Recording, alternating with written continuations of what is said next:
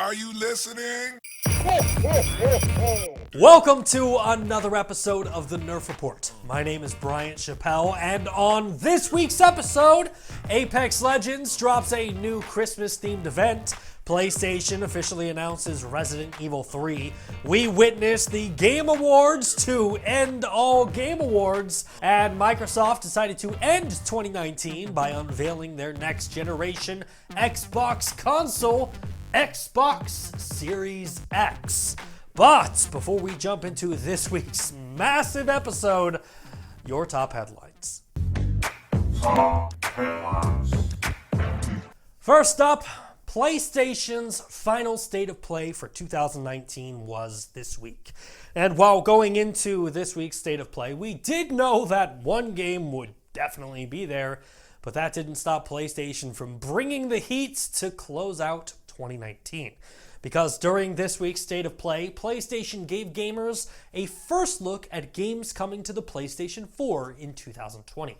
Games like the magical Battle Royale game Spellbreak, the illusion puzzle game Superliminal, Paper Beast VR, Kingdom Hearts 3 DLC Remind, the 4v1 multiplayer game Predator Hunting Grounds, Babylon's Fall, and Capcom's remake of Resident Evil 3.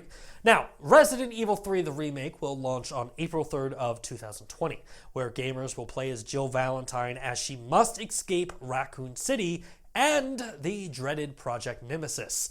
Copies of Resident Evil 3 the remake will also include Capcom's new 4v1 asymmetrical survival horror game, Resident Evil Resistance. Nintendo!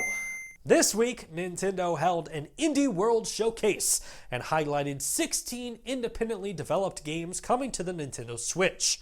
So, let's talk about it in a recurring segment that we like to call All the Games Who Are Independent. Throw your hands up at me. During this week's showcase, Nintendo revealed that Sports Story, Axiom Verge, Streets of Rage 4, Gleamlight, Bacon Switch, Super Mash, The Talos Principle, Sail Forth, Dauntless, Murder by Numbers, Oddworld Stranger's Wrath, Skatebird, Liberated, Boyfriend Dungeon, Dreamscaper, and The Survivalist are all coming to the Nintendo Switch in 2020. Next up, let's talk about Apex Legends. This week, developer Respawn announced a massive in-game event to celebrate the Holo-Days. Sorry, the Holo-Days. Get ready, because you've been invited to the biggest holiday celebration to come to the Outlands. This year, Mirage is kicking off the festivities from his custom party boat, and during Mirage's Holo-Day Bash, gamers will take part in a new mode called the Winter Express. Now, the Winter Express will feature 3 teams of 3 who will compete to capture a moving train and become the king of the hill. The first team to capture the moving train 3 times wins.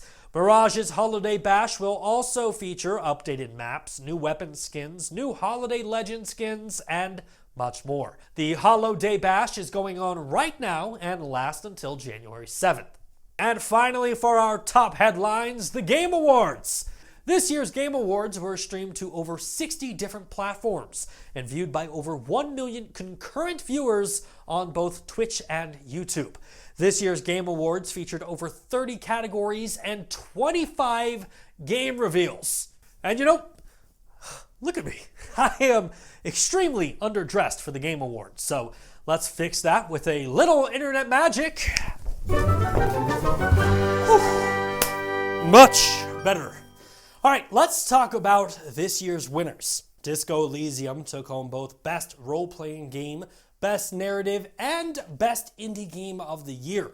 Beat Saber took home Best VR AR Game. Fortnite won Best Ongoing Game.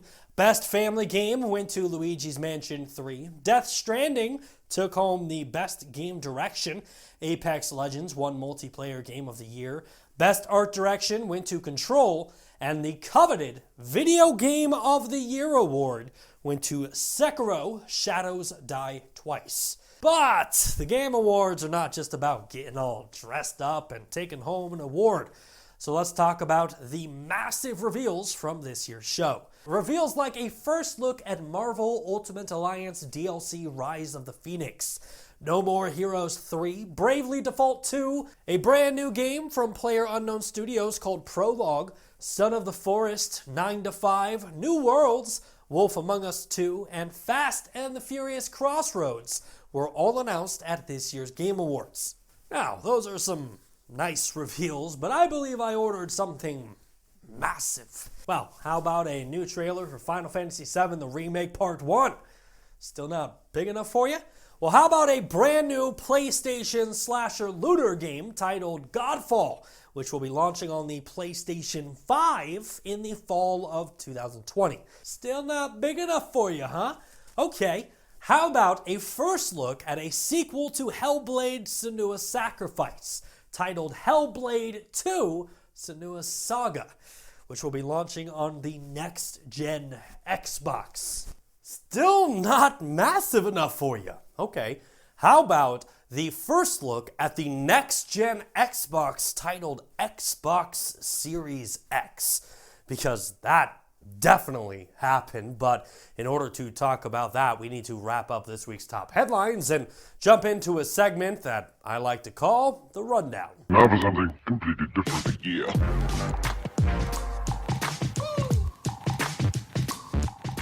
Xbox. The next generation of gaming is currently slated for fall of 2020. But at this year's Game Awards, Phil Spencer and Xbox decided to take a massive step towards the next generation. That's right, during this year's Game Awards, we received our first look at the next-gen Xbox titled Xbox Series X. In a blog post on Xbox.com, Phil Spencer wrote, "As we enter a new generation of gaming, we see a future where you are instantly absorbed in your games, where worlds are even more lifelike, immersive, responsive, and surprising, and where you are the center of your gaming experience. With the new Xbox Series X, we will realize that vision. Xbox Series X will be our fastest, most powerful console ever, and will set a new bar for performance, speed, and compatibility, allowing you to bring your gaming legacy, thousands of games from 3 generations, and more forward with you. Its industrial design enables us to deliver 4 times the processing power of the Xbox One X in the most quiet and efficient way, something that is critically important in delivering truly immersive gameplay. We also designed the Xbox Series X to support both vertical and horizontal orientation.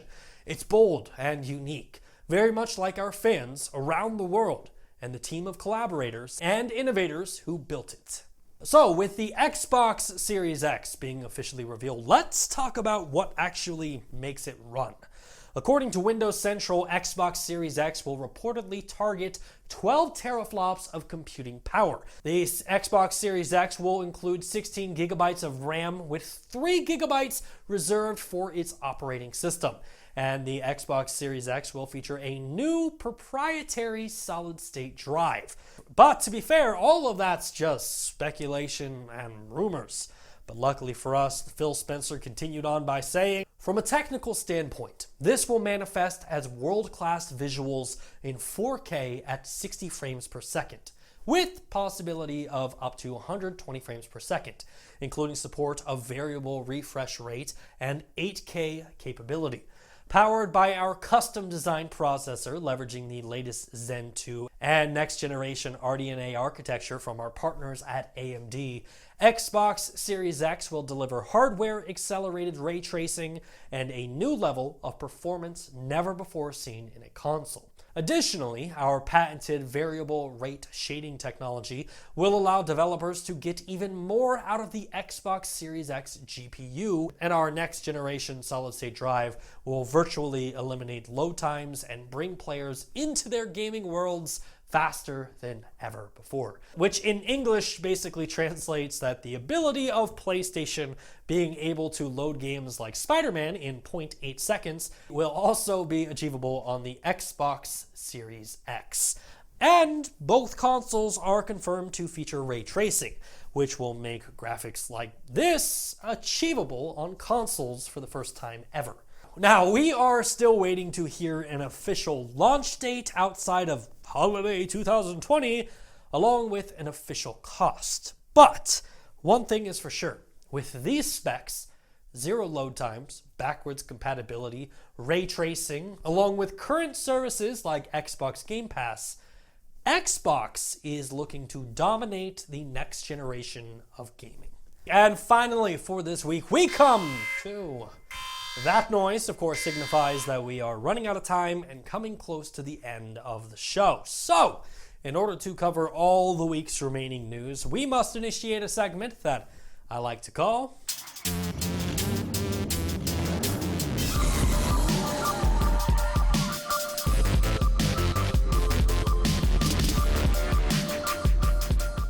Every single week, we have so much news to talk about and so little time to do it. So we take all the week's remaining news, put 60 seconds on the clock, and try to cover it as fast as humanly possible without running out of breath, passing out, or dying!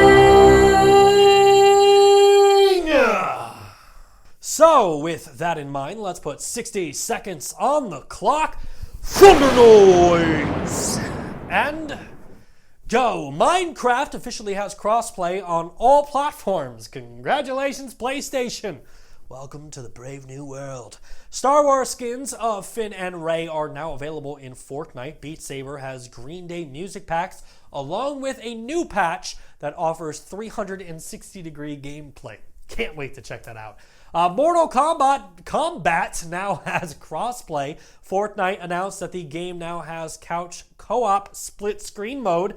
Good on you, Fortnite. Not enough games do that. Dreams will be launching on the PlayStation 4 on February 14th. The PlayStation exclusive MLB The Show will be launching on Xbox and Nintendo in the year of 2021. Mario Kart Tour is officially the most downloaded app in 2019. Bayonetta and Vanquish are coming to the PlayStation 4 on February 18th. And Halo Reach officially hit 3 million players in their first week. We are 2 seconds under. Ladies and gentlemen, that is it for Nerfed in 60 Seconds, and that is it for this week's episode of the show. If you like what you saw and you want to see more content just like it, hit that like button, subscribe to the channel, and share it with your friends. As always, my name is Brian Chappell. You are you, and this has been the Nerf Report. Thanks for watching. Hey, thanks again for checking out our channel. You know, the holiday season's coming up, so I need to check my naughty and nice list to make sure that each and every one of you has subscribed to the channel, because let me tell you, if you haven't, Santa is gonna find out. So hurry up and subscribe.